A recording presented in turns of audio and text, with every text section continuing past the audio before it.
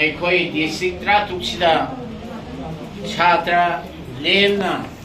ꯂꯥꯏꯔꯤꯛ ꯇꯝꯕꯤꯕ ꯂꯦꯝꯅ ꯆꯥꯕ ꯊꯛꯄ ꯄꯤꯔꯒ ꯂꯦꯝꯅ ꯇꯨꯝꯕ ꯆꯥꯕ ꯂꯣꯏꯅ ꯄꯤꯔꯒ ꯑꯗꯨꯝꯕ ꯁ꯭ꯀꯨꯜ ꯑꯆꯧ ꯑꯆꯧꯕ ꯁ꯭ꯀꯨꯜ 3,000ꯒꯤ ꯃꯊꯛꯇ ꯁꯥꯇ꯭ꯔ ꯁꯥꯇ꯭ꯔꯤ ꯇꯝꯕ ꯌꯥꯕ ꯁ꯭ꯀꯨꯜ ꯂꯤꯡꯈꯠꯅꯕꯒꯤ ꯈꯨꯗꯣꯡꯆꯥꯕꯗꯨ ꯑꯗꯨꯝ ꯂꯩ ꯏꯟꯗꯤꯌꯥ ꯒꯣꯔꯃꯦꯟꯅ ꯄꯤꯔꯤ ꯑꯗꯨꯒ ꯂꯣꯏꯅꯅ ꯑꯩꯈꯣই Dalit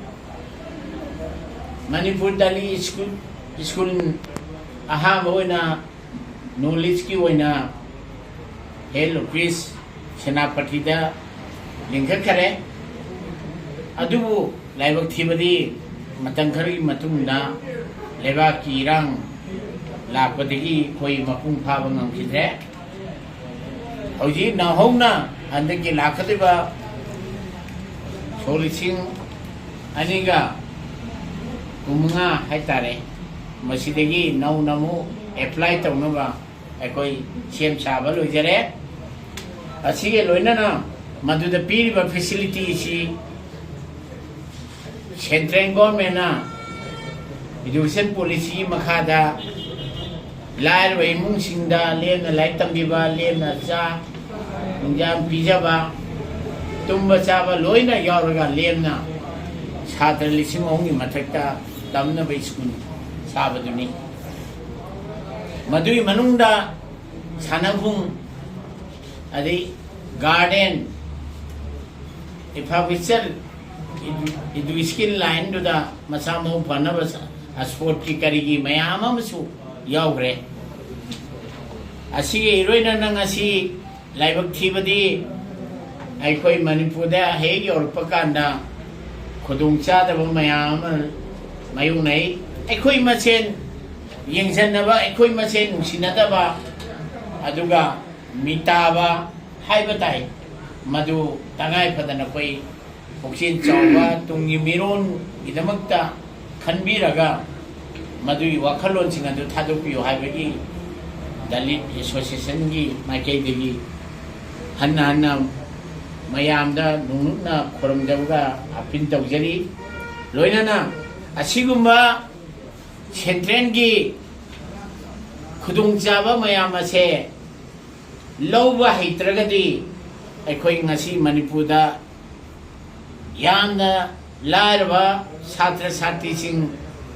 mayam ama laik tambagi khudungchaba leiroi aduna central na piriba Sarkarna India government na piriba khudongchaba se aikoi Manipur sarkar amasung Dalit Association ga kumna tanaraga khudongchaba mayam sing ase lawminnaba amasung lawminnaba se tangai phadaba matam oirena lawjage asi roinana ani subada aikoi lambhengi payaida Manipur Dalit school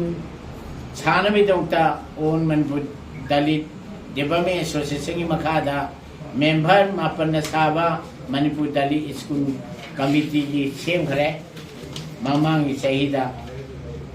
adu laibak thibadi thamoi no onthokpada aikoi tasena haibada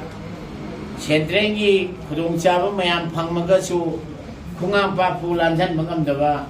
adumba laiba Kanglipa haitare masi laibak thibani adu matangi konglei tapa matungina aikoi yang kanna khoidi aikoi thamoi ningtamba wakhangi ningtamba se marondong hingjanaba pandam masi karidale ki habada aikoi irami alaman singna irami ba matangi konglei tapa puyada yauriba singado yes particle oina aikoi nainaraga thabo oina pangthokpada aikoi soidana prithvi laiba khudimangna banglada loithok kagane habsi asengba aigi ranai oibo wafamda ai asengba wakhaloni taugi mamangda mioi kya ma sigiba masa matonda petrong haidandana mai thagiba khokkiba mayam leiragasu ngasi mangda lingjambiriba iche ꯃꯤꯡ ꯄꯥꯝꯕꯗꯤ ꯇꯤꯡ ꯅꯠꯇ꯭ꯔꯕ ꯏꯆꯦ ꯁꯣꯔꯣꯖꯤꯅꯤꯅ ꯑꯩꯈꯣꯏ ꯀꯪꯂꯥꯕꯨ ꯀꯟꯈꯤ lead ꯇꯧꯔꯒ ꯑꯍꯜ ꯂꯃꯟꯁꯤꯡ ꯃꯌꯥꯝꯁꯨ ꯇꯨꯡꯏꯟꯅꯕꯤꯔꯛꯏ ꯑꯗꯨꯅ ꯑꯩꯈꯣꯏ ꯉꯁꯤꯗꯤ ꯑꯩꯈꯣꯏ ꯆꯤꯡꯃꯤ ꯇꯝꯃꯤ ꯃꯨꯁꯂꯤꯝ ꯑꯃꯠꯇ ꯑꯣꯏꯅ ꯂꯩꯃꯤꯟꯅꯔꯤꯕ ꯃꯤꯇꯩ ꯂꯩꯕꯥꯛ ꯀꯪꯂꯩꯄꯥꯛ ꯑꯁꯤꯗ ꯃꯅꯤꯄꯨꯔꯁꯤꯗ ꯑꯩꯈꯣꯏꯒꯤ ꯃꯤꯇꯩ ꯍꯥꯏꯕ ꯖꯥꯇꯤꯁꯤꯒꯤ ꯅꯤꯡꯇꯝꯅ ꯂꯥꯏ ꯈꯣꯏꯔꯝꯕ ꯐꯪꯗ꯭ꯔꯕ ꯅꯤꯡꯇꯝꯅ ꯆꯪꯕ ꯐꯪꯗ꯭ꯔꯕ ꯑꯗꯨꯒꯨꯝꯕ ꯀꯪꯂꯥꯒꯤ ꯂꯥꯏꯐꯝ ꯏꯕꯨꯙꯧꯒꯤ ꯂꯥꯏꯐꯝ ꯑꯁꯦ ꯑꯩꯈꯣꯏ ꯅꯤꯡꯇꯝꯅ ꯆꯪꯖꯕꯗꯤ ꯍꯧꯖꯤꯛ ꯏꯆꯦ ꯃꯥꯡꯗ ꯂꯦꯡꯖꯟꯕꯤꯔꯤꯕ ꯏꯆꯦ ꯍꯣꯏꯒꯤ ꯃꯄꯥꯅ ꯉꯁꯤ ꯆꯪꯗꯅ ꯑꯩꯈꯣꯏ ꯅꯤꯃꯟꯇ꯭ꯔ ꯑꯃꯠꯇ ꯑꯣꯏꯔꯁꯨ ꯍꯩ ꯑꯃꯇ ꯂꯩ ꯑꯃꯇ ꯑꯣꯏꯔꯁꯨ ꯏꯙꯧꯗ ꯀꯠꯄ ꯉꯝꯕꯒꯤ ꯊꯧꯅꯥꯗꯣ ꯍꯧꯖꯤꯛ ꯂꯩꯔꯦ ꯑꯗꯨꯅꯗꯤ ꯑꯩꯈꯣꯏ ꯄꯥꯜꯂꯤꯕ ꯁꯔꯀꯥꯔ ꯍꯧꯈꯤꯕ ꯁꯔꯀꯥꯔ ꯄꯨꯝꯅꯃꯛ ꯑꯔꯤꯕ ꯂꯥꯏꯔꯤꯛꯇ ꯏꯔꯝꯕ ꯉꯥꯛꯇꯅꯤ ꯏꯔꯝꯃꯤꯕꯁꯤꯡ ꯑꯗꯨ ꯑꯩꯈꯣꯏꯅ ꯈꯠꯇꯣꯛꯄ ꯌꯥꯗ꯭ꯔꯕ ꯄꯣꯠꯅꯤ ꯑꯗꯨꯅꯗꯤ ꯑꯩꯈꯣꯏ ꯗꯂꯤꯠ ꯍꯥꯏꯕꯗꯤ ꯂꯩꯇ ꯂꯥꯏꯔ ꯁꯣꯛꯅ ꯄꯟꯅꯕ ꯌꯥꯗ꯭ꯔꯕ ꯑꯗꯤꯕꯥꯁꯤ ꯒꯨꯝꯕ ꯚꯥꯔꯠꯀꯤ ꯗꯥꯛꯇꯔ ꯑꯝꯕꯦꯗꯀꯔꯅ ꯑꯗꯨꯃꯥꯏꯅ ꯍꯧꯗꯣꯛꯑꯝꯕ ꯑꯝꯕꯦꯗꯀꯔ ꯑꯁꯤꯁꯨ ꯏꯟꯗꯤꯌꯥꯒꯤ ꯆꯠꯅ ꯄꯊꯥꯞ ꯁꯦꯝꯃꯤꯕ ꯑꯗꯨꯝꯕ ꯌꯥꯝꯅ ꯐꯥꯎꯔꯕ ꯄ꯭ꯔꯤꯊꯤꯕꯤꯗ ꯐꯥꯎꯔꯕ ꯑꯗꯨꯒ ꯗꯦꯃꯣꯀ꯭ꯔꯦꯁꯤꯒꯤ ꯕꯥꯏꯂꯣ ꯁꯦꯝꯈꯤꯕ ꯅꯨꯄꯥꯅꯤ ꯑꯗꯨꯅ ꯃꯍꯥꯛꯁꯤ ꯗꯂꯤꯠꯅꯤ ꯃꯥꯒꯤ ꯃꯃꯤꯡ ꯂꯧꯔꯒ ꯃꯥꯒꯤ